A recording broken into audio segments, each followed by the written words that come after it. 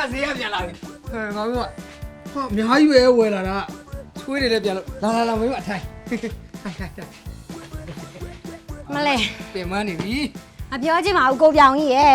ဈေးကိုတစ်ဈေးလုံးကိုပတ်ကြတာပြီးတော့လေကုံစင်းလုံးနဲ့တက်သလားမမင်းနဲ့ဘယ်ဟာမှတော့လက်ညှိုးထိုးပြီးမမေးရဘူးဟုတ်တာဗောမင်းမလည်းကုံစင်းလုံးတက်ဝယ်ရမှာပဲလေဒါကိုအော်ပြီးတော့ပြောမယ်ရှင်ဒီနေ့ဆိုင်ပတ်စံပို့ရှာနော်ရှာမှာဗောရှာမယ်ရှာမှာဗောလုံနေတဲ့ရှင်သမီးကလေဒီမနေ့ဘာစားချင်တယ်တင်လေဘာလဲကြက်သေးနှလုံးနဲ့အဲ့ဒါကိုလည်းဝယ်ခဲ့ရသေးတယ်အဲ့ဒါ तू ကြိုက်တာလေဝယ်ကျွေးလိုက်ပြီးတော့လေဟိုကလိုချင်ဒီကလိုချင်ဟိုကစားချင်ဒီကစားချင်နဲ့အဲ့အတွက်ရှင်အလုပ်များများကိုလုပ်ပြီတော့မင်းမယောက်ျားကြိုက်တဲ့ဒင်းချင်းသီးနဲ့ငပိပါမယ်ဒင်းချင်းသီးလည်းပါတယ်ဒီမှာသူ့တော်မဟုတ်လည်းပါတယ်အေး तू မတို့သမီးလေးတယောက်တည်းရှိတာလေနေစီကောင်သွားလို့စီလဲဝယ်လာတယ်ပြင်ရှင်မိဖို့ကြောင့်တော့တန်းစီပြီးတော့သွားထည့်ထားလိုက်တော့အေးဟုတ်တယ်ငါမင်းမညောင်းတော့ချွေးတွေနဲ့ဒုက္ခပဲချွေးတစ်လုံးလုံး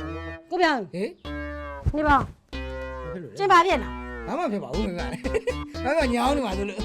ကိုပြောင်းကြီးဟေးရှင်တခုခုတော့တခုခုပဲနော်ဘာလဲပြောကျင်ပါလောက်ထားပြန်ပြီလေငါမင်းမဘိုင်တော့ပုံသားလေးရှိတယ်နဲ့